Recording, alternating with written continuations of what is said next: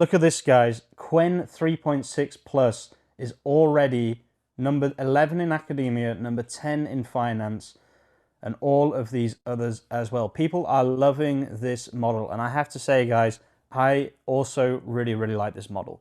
So what I wanted to see today is it possible to make an entire SaaS application using just a free AI inside a free provider, being OpenCode?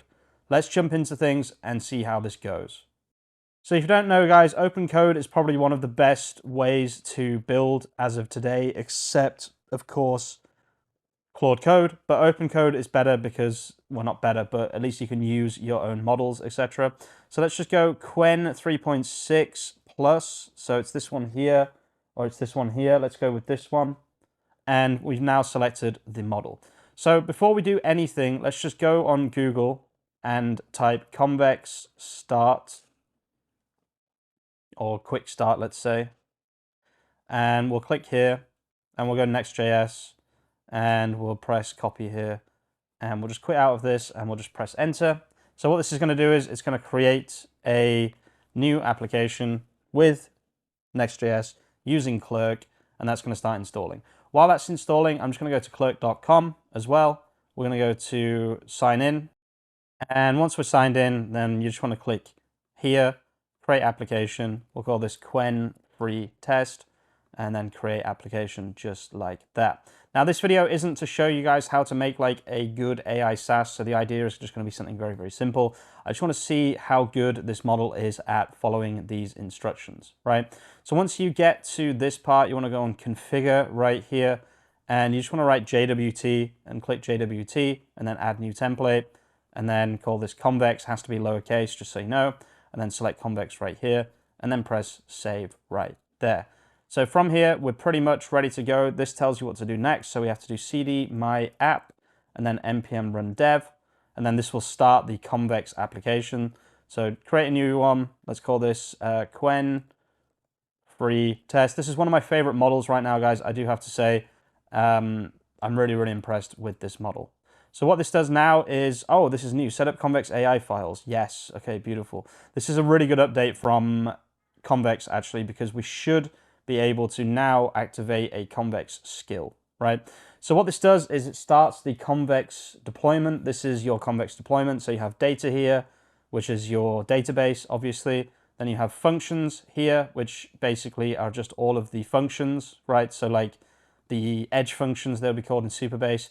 The files, where you store files, schedules, which is cron jobs, and then logs, where you can watch the, I think, server, I'm pretty sure they're server logs, and then you've got history and settings right here as well. So this is how Convex works. It's everything rolled into one, and the Next.js website that we've created is actually just a static Next.js generation of a website, right? So with all of that in mind, let's just write OpenCode right here. And then I'm actually going to try something new, which is I'm going to write skills, and we're just going to see if there is a new skill for Convex. There they are. Interesting. So Convex quick start, Convex migration, set up auth, create component. Okay, so there are a few here. Initialize a new Convex from scratch, or, okay, so we'll do that. Sure. And then what we're going to do is we're just going to say, can you set up auth with Clerk inside this project, right? I will do the .env, but just give me the placeholder .env variables that need to be set, right? And then we'll just hit enter here. So what this will do is it will start setting this up for me. Let's just have a quick read through this. Okay, so this looks like it's, again, still very fast, I have to say. This is a little bit worrying. So it's getting rate limited. Okay, interesting. Please retry shortly or add your own key to accumulate your rate limits, OpenRouter settings, integrations. Okay, that's a little bit of a shame. That means this is going to take a little bit longer than normal, but that's okay. It does go very fast. I have to say this is an extremely fast model. So while this is working, what I'm going to do is I'm just going to go on anti-gravity, which is my IDE of choice. IDE being Interactive Development Environment, I believe. So we'll just open this up, go here, go to open folder and click on free SaaS and then open it. So basically the reason I'm doing this is so we can keep an eye on things. So let's go to the .env.local, there we go. So we can see what's actually going on here. This is going to start filling things out for me. But I can already just go, for example, to Clerk, go on Overview, and just press copy here, right? And just press enter and then copy that in. And then there's another one, which is, I believe, JWT signing domain or something. I'll work it out in a second. I'm not actually sure what it is. But if we go back on configure and write JWT again right here, and then click on this, it's this right here. There we go. It's JWT. I think it's domain issuer, but I'm not actually 100% sure. And then we'll save that, right? And then that's all you have to do in terms of things you have to do yourself. And then this should do the rest of things for us. So I'm just going to pause the video quickly and we'll see how this goes. Yeah, there it is. Clerk JWT issuer domain, right? So we have to copy this. There we go. And then just paste it like that. There we go. With a C. Okay, beautiful. Okay, so now that's going to continue doing everything. Oh, there's another thing we actually have to do. We have to run this command. So let's just copy this and go to shell, new tab, and then just run that. There we go. Clerk JWT issuer domain has now been set. We can now open another one of these. And then on the side here, what we want to do is we just want to run npm run dev, and then we can see if this is actually working, because it does say it's done already, which was extremely fast. So let's actually see if it's been set up. So this should be localhost 3000. If I press enter, this should just work. We should see 200s here. Beautiful. And then we go sign in with Google, select my account, continue. Let's see what happens here. So you want to be watching here at all times just to actually see what happens. Verify you are human. Okay. I'm pretty sure an AI could also do that, but that's fine. Okay, so I don't know why, but Safari has this weird thing where it gets stuck in like a handshake. I really don't know what the hell is going on. Only seems to happen on localhost as well. Okay, beautiful. So, oh no, that didn't work. There was a problem. So let's see here. Wait. Okay, so I'm signed in, but it doesn't say that I'm signed in. There we go. So there's an issue here. So I signed in, but I'm not signed in. I am in the top right, but I don't see the / dashboard or the numbers. Please comment the provider and set the domain for me. I'm guessing it's this thing here that I just saw. It says that I need to uncomment the provider. Yeah, so no auth provider found. The Clerk issuer domain from the logs is this. I need to uncomment the provider. There we go. Beautiful. That's what was missing, I would guess. Let's see if I can sign out. I already set that, but that's fine. It doesn't know that. So let's do sign in here. Sign in. Okay, there we go. Beautiful. Now we can see this. So now put the numbers thing at / dashboard. So, and make the user redirect to / dashboard on login.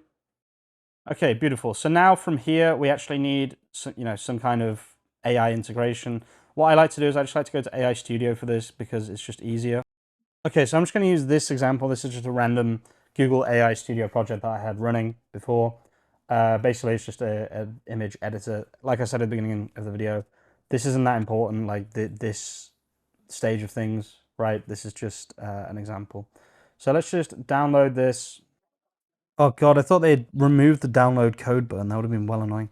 So the download code button is now in the code. That's fine, right? Now, please implement this as the / dashboard behind the sign in and the home page as it's designed here. This is a fairly easy task. Do not use the OAuth in the code, but use Clerk as we've already set it up. Also, one more thing I need to check actually just quickly, is this making it? No, okay, so it's not. So this is a big issue that happens quite a lot. Also, make sure that a user is actually created in Convex. When they sign up, I can see that there's no user table. This is, even Opus 4.6 does this, right? So it's not really an issue necessarily with Qwen, but if I go on data here, you would expect there to be a user table, right? Because obviously it's a database, so you need a users table. That's just how it works. There's no users table, which is a big problem. So that's just going to quickly do that. Actually, I just realized I forgot to give it the code. So ignore that. So let's just go here. Beautiful thumbnail. Sorry, I forgot to give you the code. Okay, so a few points just in the middle of this build. We've only used 4% and 39,000 tokens, which is crazy. The cost is 0, obviously, because the model itself is currently free, which is also completely crazy if you think about it. And so far, this is building pretty well, I have to say. So I'm pretty excited to see if we can build this entire thing just using a free AI and open code. Okay, I have to say, its ability to like do a lot of analysis and then still remember that I asked it to add the users table to the schema, that seems as good as something like Opus 4.6. Now, obviously, the reason everyone talks about being as good as Opus 4.6 is because Opus 4.6 is by far the best model on the market right now.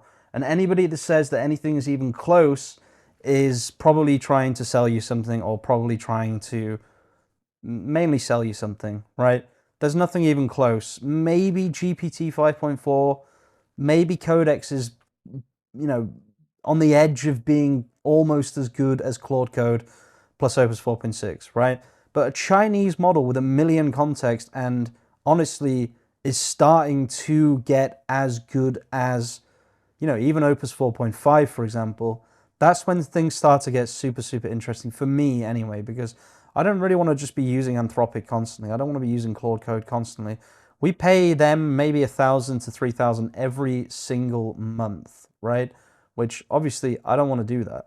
So if there is a model, if I could use OpenCode instead, I would use it. It's not like I'm stubborn. It's not like I'm Anthropic's fanboy or anything like that. Although I do like Anthropic, not as a company, but I like their models, right? But if there's something that can come along and do as well as them, I'm all for it. So yeah, like I said, its ability to, like, I told it this quite a while ago, like, I need users. So I told it here, and it was a secondary thing as well. Even Claude would sometimes forget this, right? Also make sure that a user is actually created in Convex. It did all this research, all this research, all this research, and then right here, a user table needs to be created in Convex so users are actually stored when they sign up via Clerk. I have to say that is impressive, right? I have to be honest and say that is actually impressive, right? So let's just run this. If I do npm run dev now, what should happen is we should see new schema here, and we should actually see, okay, so there's TypeScript error, that's fine. Okay, so now when we go to data, you can see numbers has been created, edits has been created, right? So obviously we're making an image editor, so there has to be an edits table, right? Makes sense. So it's starting to really come together nicely, actually. Okay, so this is looking pretty good. There's a couple of problems with colors and things, so that's fine. It's not actually finished yet. So let's just go sign in. Okay, we're now signed in. Let's go to /dashboard. Okay, so this hasn't been finished just yet. Okay, so it looks like this is all working, which is pretty crazy, to be honest with you. This is a completely free building process. Guys, this wasn't possible until pretty much now. Like, this is brand new. Yeah, you would not have been able to build something like this completely for free. Look at that, bang, it actually works. It removed the background. Now, obviously, there's a few errors here, like the colors are off. In certain cases, it's using this gray, which I don't know where it got that from. But overall, this is impressive stuff, guys, I have to say. This was 15, 20, 35 minutes, 30 minutes, 35 minutes, something like that, to build an entire SaaS application with database, auth. Payments would be fairly easy to add as well. Like, I haven't added it, but all you have to do is just get Stripe running locally, make sure it's all connected, do the webhooks, and you're ready to go. Guys, I'm going to leave the video there. Thank you so much for watching. If you are watching all the way to the end of the video, you're an absolute legend, and I'll see you very, very soon with some more content. Peace out.